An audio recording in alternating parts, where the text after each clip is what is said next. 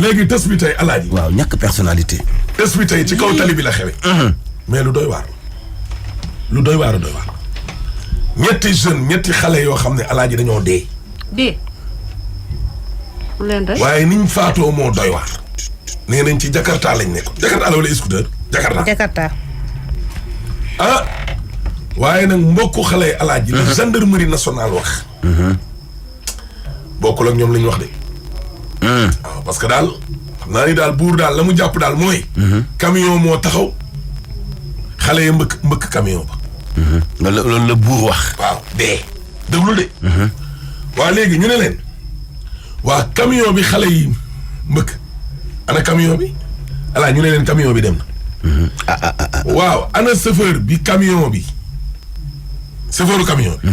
ñu ne chauffeur ba it dem na. loolu nag jur na nag fi mu nekk nii coow. mën naa nekk de. waaw léegi. ñun dañoo bëgg ay këyit. këyitu. ay PV yooyu wane ne daal maanaam lii ñu wax nii. constat quoi.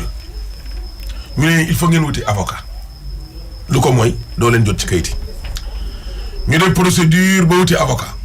avocat ba it ñëw taxaw. foofu it alaaji juraat beneen coow. ñoom daal seen ñetti doom yi daal ni nu faatoo. te buur di seede. mais ñoom ñëpp nekkoon bokkoon benn scooter. loolu it beneen mbir la nag. loolu tam beneen mbir la wax naa ko Mantulaay. loolu it beneen mbir la waaye yeggaguñ ca. dégg nga loolu alaaji. léegi nag nañ leen déglu parents wu mbokku xale yi nga xam ne dañoo dee. ba xam dañoo daw ba fekk camion dugg ca camion ba. ba xam camion bi ci boppam moo leen bëkk. wala accident bi nan la demee. Super ñëwal. déglu. maa ngi fii rek. lan mooy sa problème. ñun suñu problème bi dañoo jotee gendarmerie ñun suñu askanu Pakao ñu dëkk Pakao région de Sédhiou dañoo jotee gendarmerie yi ñu jotee gendarmerie yi suñu boy yi ñoo jógee Mankono ñoo ba croisement Sumbundu ñu def foo accident bu ñu defee accident ñaari dee nañ ci saas kenn ki il était en état de critique léegi gendarmerie ñoom ñoo jël corps yi ñaari corps yi ak benn bu blessé bu garaaw ñu dem yóbbu ko Sédhiou accident bu mu amee presque vers 22h la ñu bu ñu contacter famille bi 3h du matin lañ contacter famille bi ñëpp xam ne ni village heure yooyu nga contacter famille bi ne leen seen boy dañoo def accident mais ñu ngi nii hôpital de Sédhiou famille bi balaa muy lijjante li leen war a yóbbu Sédhiou presque daanaka 6h jot na 6h du matin jot na famille bi dem Sédhiou ñu xool ñu ne leen ana booy presque quelques famille moo dem bariwul ñu sax parce que kenn ki papam dafa décédé woon kenn ki papam enseignant bi étudiant bi kooku papam presque il est 80 ans il est vieux mais maintenant léegi bu ñu demee foofu bu ñooñu dem foofu ñu ne leen ana booy yi ñu ne la ñaari de ñoom dee na ñu ngi nii mais kenn ki moom dañ koy évacuer Ziguinchor léegi nag famille bi laagi leen accident bi nan la demee ñu ne leen booy dañoo ñëw ñun dañ doon contrôler camion gendarmerie la ñu wax nee na ñoom dañ doon contrôler camion léegi nag camion bu ñu doon contrôler far booy yi ñëw léegi nag bu booy yi ñëw gendarme nee na da leen tale seen torse pour booy bi taxaw nee na booy bi romb na ko ki doon dawal Jakarta mu gersu xool gendarmerie bi rek mu mbëkk camion bi léegi nag bu ñu mbëkk camion bi ñaari dee nañ ci saasi foofu léegi nag famille bi noonu wedduñu seen wax mais dañ leen ne fekk ko léegi nag ana camion bi ñu ne leen camion bi dem na. léegi accident bi ci kanamu gendarmerie la. waaw ci kanam le devant de gendarmerie. léegi nag famille bi ne leen léegi nag ana camion bu booy ana camion bu ñu bokk ñu ne leen camion bi dem na. ana chauffeur bi ñu ne chauffeur bi dem na xanaa constaté wuñu bi accident bi amee. ah non constaté wuñu parce que booy constaté da ngaa war a woo famille wala magistrat wala leen teew wala sous-préfet dara kenn teew fa. léegi bu famille leen ana camion bi ñu ne la camion bi dem na ana chauffeur bi ñu ne chauffeur bi dem na léegi nag ñoo gaaw jox leen koor yi ñaari koor yooyu pour ñu yóbbu ko dëkk ba denc leen comme les gens ils ne sont pas compris léegi nag comme ñooñu dañoo jël koor yi dem dencee dëkk ba léegi bu ñu demee ba foofu ñu expliqué leen booy dañoo def accident mais dañoo laaj gendarmerie nee na booy dañoo mbëkk camion bi ñaari dee nañ ci saag mais ñoom nee na bàyyi nañ borom oto bi dem na ak bàyyi nañ chauffeur bi dem léegi nag comme rumeur bi. parce que ñoom ñoo arrêté camion bi di ko contrôler. ci la booy bi ñu ñëwee. mbëkk camion bi te ñoom camion bi sabit droitéwul. camion bi ci kaw tali bi lañ ko taxawloo. léegi nag comme rumeur bi jóg na léegi nag bu ñu ne ana camion bi dem na en tant que gendarmerie normalement accident bu toll noonu am pour man gendarmerie balaa muy bàyyi borom camion bi dem ak chauffeur bi dem normalement dañoo war a def seen constat bi def li leen war li ñu war a liggéey lépp dañ ko war a liggéey boo paree ñu doo ko yëkkati famille bi ñu xool fan la booy mbëkk camion bi exactement ñu xool lépp après ñu doo ko jël ñaari koor yi yóbbu ko hôpital de Sédhiou médecin bi def liggéeyam. booy kenn ku si nekk da nga nekkoon ci Jakarta wala ñoom ñett ñëpp ku nekk la ñoom ñett lañ. ñoom ñett ñëpp ci benn Jakarta. waaw ci benn Jakarta ñoom ñett lañ. ok ci benn Jakarta la ñu nekkoon ñoom ñett. yaa ngi dégg si chargé Jakarta bi. dañoo ñoom ñëpp dañoo si Jakarta bi moom. mais bu ñu defee loolu bu gendarmerie def loolu parce que gendarmerie boo gisee ñun ñu leen di instant yi ñun am lu ñu leen nakar gendarmerie ñoom waa dëkk bi presque ñu dëkk askan Sédhiou ñoom nee na gendarmerie ñoom ñoo rey booy yi te bañ ñu wax lu dëgg. ci naka lañ rey booy yi. yow sa doom def na accident naka la def accident bi daa mbëkk lii la mbëkk ana li mu mbëkk anamu nga ne ko gisuma ko su boobaa looy wax lii la mbëkk boo dee ana li mu mbëkk wan ma ko lan la mbëkk.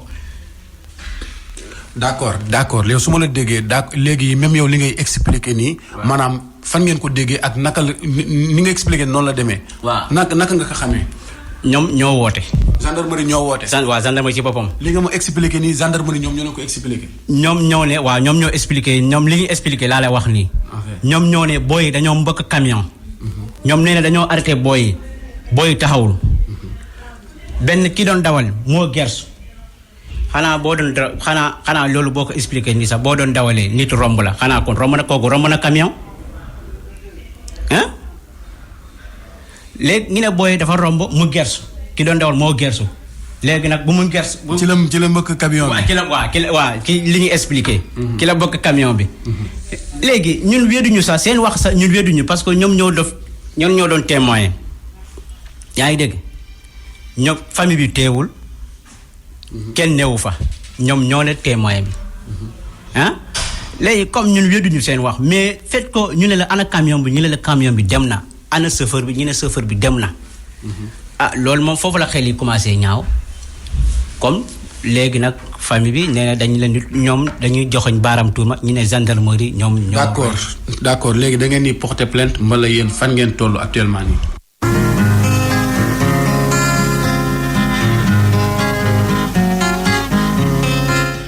pareegul de. non xaaral rek parce que yóbbu ñu ci tali bi ak yóbbu ñu ci machine bi. yow lan nga ci mën a doole. bon comme que sama frère bi lu mu expliqué loolu la suñu booy dañuy def accident c'était la nuit du 19 août du 19 août au 20 août donc accident bi foofu la amee foofu gendarmerie fu ñu monté seen montage fu ñu def.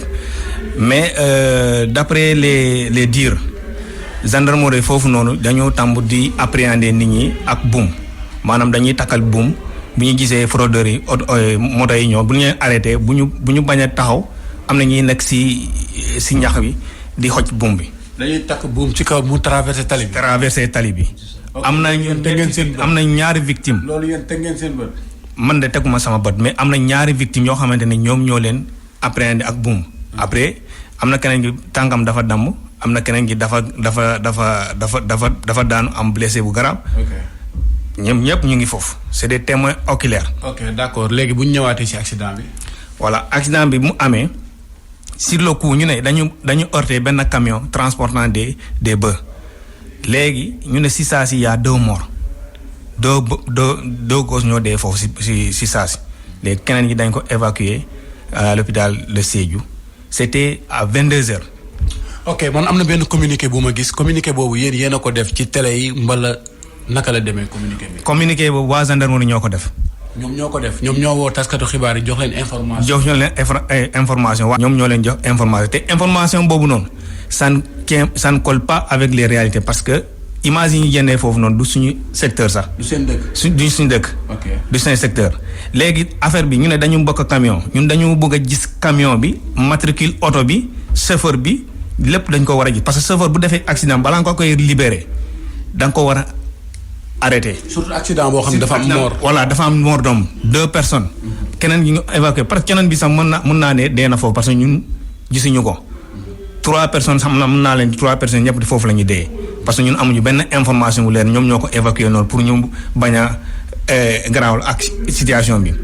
léegi dañuy précipité yóbbu booy hôpital régional de Sédhiou. après ñu jox ko suñu waa dëkk parce que ñun ay villageois lañu souvent dans les milieux traditionnels bu nit dee dañuy gaaw suul léegi defuñu benn autopsie ci médecin bi def benn examen ñu jox booy ñoo ñu enterré leen. yaa ngi dégg léegi ñu ne leen foog ngeen jox ñu certificat genre de mort ak PV bi ñu ne PV bi mënuñu koo jot dañu jaabante diggante. brigade ak procureur ñu ne procureur bi dafa demoon vacances judiciaires. d'accord léegi loolu kii ñëw na ci bu baax léegi da ngeen a taxawal collectif. waaw oui ou non. dañu créer benn collectif. fan ngeen bëgg a dem ba ci dossier bii nii. dañu bëgg a les choses soient tirées au clair. dañu bëgg a xam accident am na mais dañu bëgg a xam ban circonstance la booy dee. lan moo nekk plan d'action bi ngeen war a tegaat. plan d'action bi mooy lan que justice soit faite. booy bu fekkee dañu leen war a indemniser ñu indemniser leen si au cas échéant ñun dañuy jël suñu responsabilité parce que mënuñu nangu loolu c'est des jeunes keneen gi dafa déposer visa jabaram mu ngi France dafa déposer visa dafa war a dem keneen gi étudiant la licence 3 la nekk keneen gi nu mu tudd sax kii lay def peinture donc c'est des booy yoo xamante ni dañu am ambition. donc dañuy dee ci circonstances yi ñun xamuñu ban circonstance la ñuy booy dee. bon yéen daal li ngeen sàkk mooy ñu leeral affaire bi. gendarmerie ci boppam leeral affaire bi. ñu leeral affaire bi léegi gendarmerie fan la ñuy taxaw ñu ne foog ngeen jël avocat ñoom ñoo ñu pousse ñu ne foog ngeen jël avocat pour ngeen jot seen PV. d'accord léegi ñu jël avocat bi ñu fay ko xaalis avocat bi jël PV xaw ma avocat bi tamit la mu discuter ak gendarmerie. ñu ne léegi PV bi. c'est discret jàpp ne avocat bi tamit bi ngeen jël tamit complice la ak gendarmerie. voilà loolu la ñu mën a wax parce que avocat bi mooy suñu référent moom mooy interlocuteur moo ñu war a indi PV bi. mais moom tamit mu ne PV bi c'est discret ñun mënuñu jot moom dafa day def rapport. te yéen PV bi moo taxoon ngeen jël ko est-ce que leeraloon ngeen ko loolu bi ngeen koy jël. voilà moo PV bi moo tax ñu jël ko parce que dañu bëgg a porter plainte mais balaa ñu porter plainte. il faut ñu gis PV bi. ba xam la moo l'officier voilà l'officier en service qui était l'officier qui était sur le lieu. moom mu signature am ñoo xam naka la ñuy porter plainte. ok léegi lan moo nekkoon seen objectif ngeen jël avocat mais bi ngeen demee ba ci biir avocat bi nee na leen mënu leen jot PV bi léegi naka lan ngeen fas yéene def. voilà léegi dañu lancer un appel à toute personne yoo xamante ni mën nañ ci jàpp mën nañu jàppale ci kii bi parce que mbir mi mënuñu koo bàyyi. mënuñu koo bàyyi balaa que l'irréparable soit produit nañu fexe lépp pour ñu tirer les choses au clair. vous êtes au nombre de combien. toute la zone de Pakao la. Pakao yëpp la ñun boo xoolee temps yële dañu barré tali bi depuis presque 9 heures ba 1 heure même gouverneur bi ñëwoon na foofu. ñaata village la impliqué. presque 20 presque 30 et quelques villages. d'accord merci beaucoup. merci beaucoup.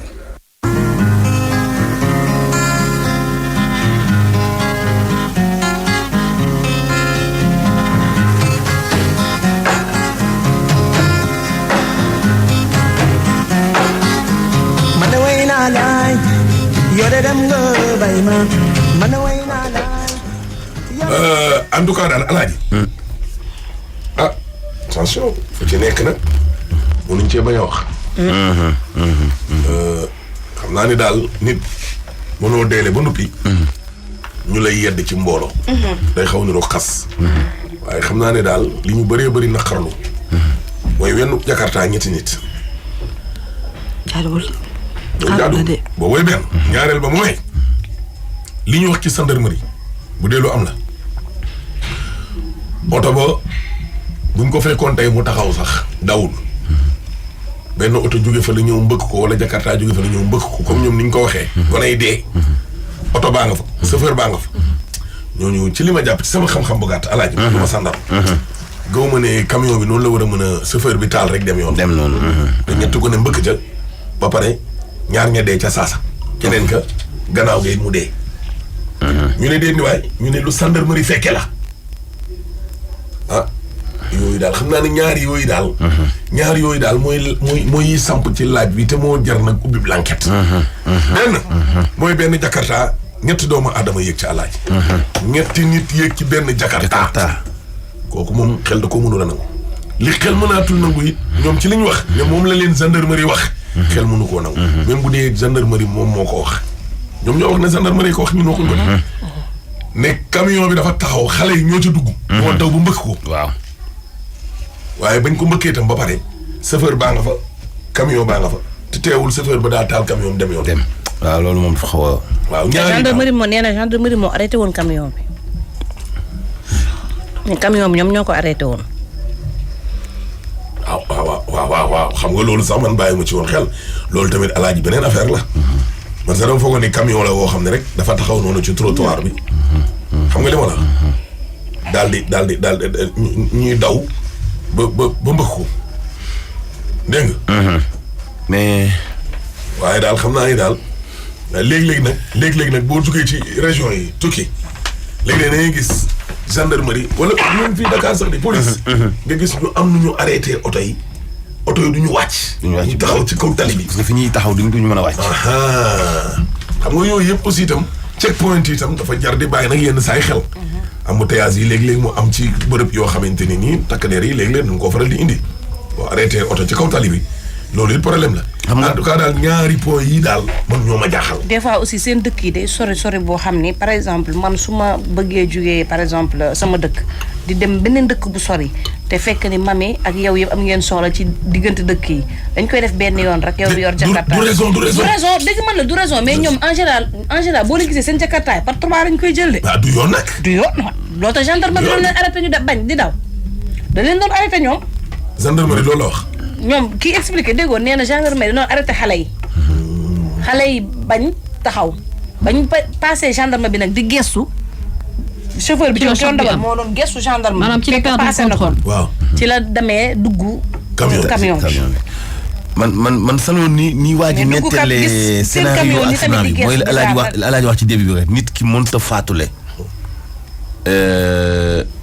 nga am dara ci wàllu wax bu xaw a mën a dis ci xolam ndax faatu gi déjà mooy xaw a kii dafa metti mais bu ñu jëlee yëpp teg ko de côté ñu wax ci wàllu comportement wu booy ak ni ñuy dawale ñu nettali le scénario accident bi da nga gis ne loolu moo yanu maanaa dañ leen arrêté déjà lépp dafa illégal ñetti nit bi dafa illégal Jakarta dafa am këyit Jakarta dafa am këyit dafa donc mité ak nangam yooyu duñ koy respecté donc dañuy def transport boo xam ni dañu leen a comprendre tolérance la ñuy defee transport Jakarta yi tolérance la ñuy defee transport léegi itam boo yi wax dëgg yàlla muy fa ma dëkk ak muy fa keneen dëkk man ñun fekk nañu accident yoo xam ne boo yi dañu doon jëkkante dañuy def course diggante Ngexoox ak Ngaparu daw bu dugg ci taatu camion mu dee sur le coup ak yeneen ci xeet yooyu donc booy lu ne la ñuy def ci Jakarta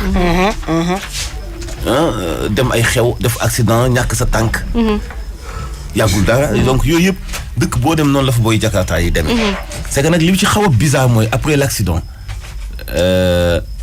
camion bi mu mënut a nekk responsable ci dara et puis duñ ko mën a téye nag mais témoin la waaw duñ ko mën a téye donc camion bi dafa taxaw benn place gendarme bi arrêté ko muy toppatoo ay papiers am yow yaa daw ba ne ci camion bi xës rey sa bopp après dee. mais fu donc taxaw. mais chauffeur camion bi témoin la. day nekk témoin mais ok donc moom ay contagam warul réer ci moom. famille bi.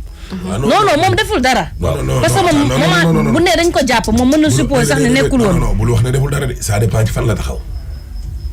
xëy na comme nañ ko arrêté xëy na taxaw na.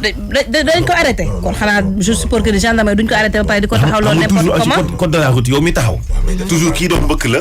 kooku la tooñ. moo la tooñ donc yow automatiquement rek bu ñu constaté rek dañ lay bàyyi nga dem. bu la féetee ginnaaw alaaji. bu la féetee ginnaaw. d'accord moo la tooñ mais dama ne. camion bi dañ ko arrêté. léegi nan la taxawee ak fan la taxaw. loolu aussi dañ ciy bàyyi xel de. fan. mais code de la alaaji yow bu ñu jiitlante yow nga ne ci kaw tali bi di dem man ma ne ci kaw tali bi dem bu ma dalee ci sa kaw sax yow bu la neexee nga taalaat sa auto continue dem. boo mënee baax parce que. non lépp sama responsable. non dama ne yow waaw nee nga ci kaw tali bi nga wax yéen di dem dama ne. waaw camion bi dañ ko taxawal. léegi fan la taxaw. même bu wàccul. déggoo ma non defal ndànk. même bu wàccul ci kaw tali bi. non defal ndànk. oto dafa am fu mu war a taxaw. moo tax ñu defar arrêt yi nii.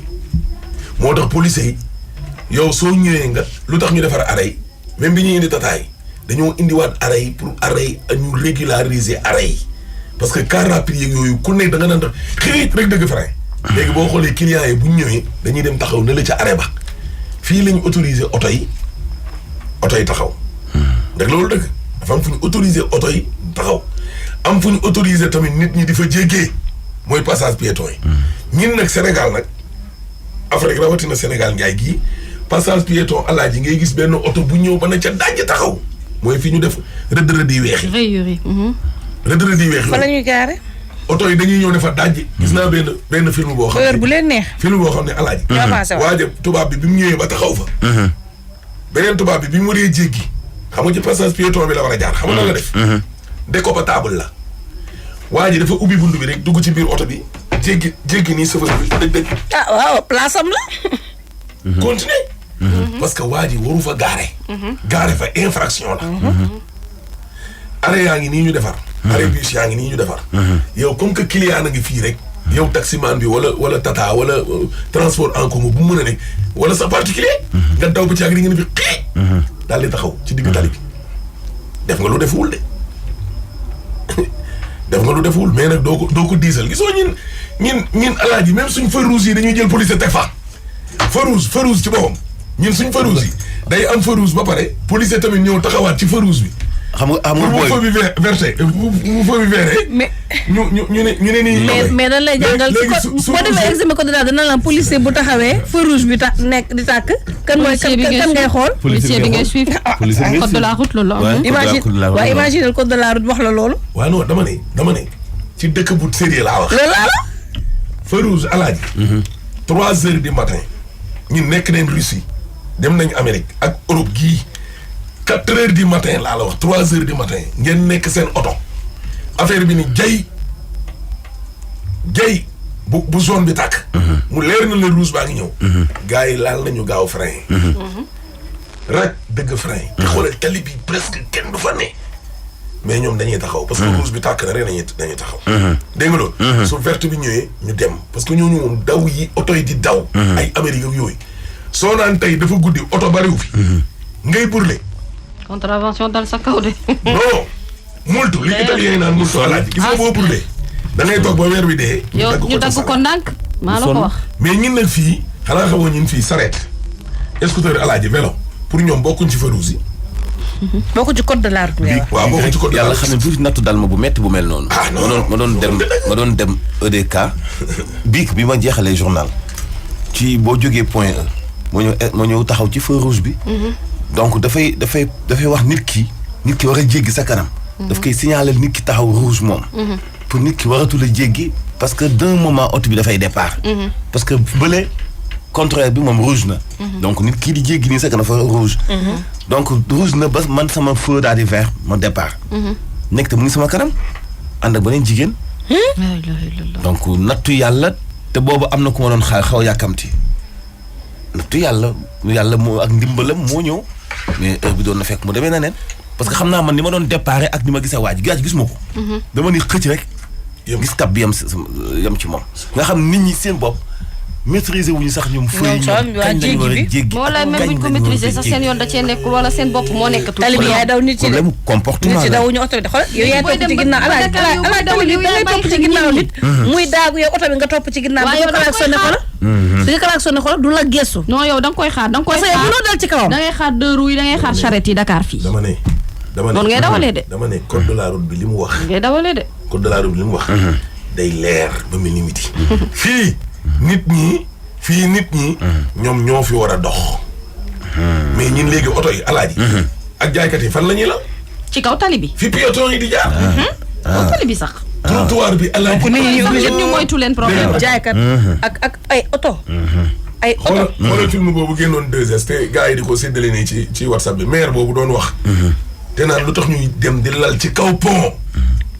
bii passerelle yi alaaji nga jël sa ngaay dem lal ci kaw demal passerelle bi nekk Nabil Choucair ba pare ñu amati fu ñu passerelle bi nekk côté Nabil Choucair yow nit ñi di forcer nit ñi ne leen bu leen jéggi ci kaw autoroute bi baaxul da leen di rey defal leen pont passerelle bi ne ci kaw nga war a jéggi duñ ci jaar waa léegi foofu nga war a jéggi man nga fees del ay jaaykat bu yàggee ñu rax ñu mel ni man ñu seen loxo di doxantu nit ñi di sàcc demal ci Marseille jaaral HLM foo mën a jaar Marseille yëpp trottoir boo xam ne alaaji dafa vide est-ce que gis nga ko trottoir fu nit ñi war a dox mais nit ñi léegi fi ñu war a dox bu fa oto yëpp taxawee ñu lal fa ay njaay fi ñu dox déedéet ci kaw tali bi bokk ko oto bi waaw te moo am sax tali bi bokk ko oto bi non ci kaw tali bi moo am sax trottoir amu fi mu toll nii ñëpp ci tali bi la ñuy jaar am code de la route spécial boppam ba pare autorité yi di xëy di romb lii di romb nit ñi lal ci trottoir toog di fa jaay nit yi jël ci tali bi di fa jaar dawal fi jàmbaar nekk jàmbaar dëgg la état day ñëw dëkk Akon bii ñuy wax nii da nga wutale ko suñu dëkk yi lu dal ordre doo nga fa nar a nekk waaye non dëkku Akon bi sax moom loolu taxawagul mais demal ci dëkk yi mais yeneen dëkk yi pourquoi yow Mansour soo demee France wala nga dem Amérique wala Maroc gii Maroc alaaji sa fanweeri xel ak fukk ak juróom-ñett xalaatul nga jël kaas bi naan ko ba pare rek sànni ko déedéet waaye yow comme que yow yaa ko mënal koo xam ne da koo dëkkam si ngoom sax doo ko fa sànni nag koy ragal a sànni ñu refoulé la nga mënaloo ko sa dëkk da nga koy yëy bu sàllee nga continuer di yëy rek parce que foofu njiit ya fa jiite ñoo koy njëkkee c'est la triste réalité ñoo koy njëkkee c'est rare nga gis ko jóge bitim réew ñëw di fi dawal de danaan la fii munu fi dafa mel ni Sénégal dafa am code de la route boppam daal fii amul benn fii jàmbar dëgg moo fii dawal amul benn code de la route da ngay boppam moytu nit moytu scooter moytu charrette moytu lu ne moytu tissooli moytu sax non moytu moytu lu ne tifli moom koy booy dawal nii rek lépp lañ lay def concentré ba keroog nga xool da ngay romb ñu lay def lépp la tubaab ba ne woon sa liberté ma nga jeexee fu kenn nga commencé fii moom respecté wuñ ko dañuy jël seen bos dugg sa bos yow wallaay dafa doy waar de fii même scooter yi sax parfois nga gis ngay dugg ngay dox yow piéton ngay dox car rapide bi daw ndànk kenn jeg bu saaga génne ba moom xaax ni ko sànni du xool sax fu muy daal en tout cas daal oto yi daal alaaji moo tax ma ne leen camion bi dëgg la tey supposons ñu ne gendarmerie moom moo wax dëgg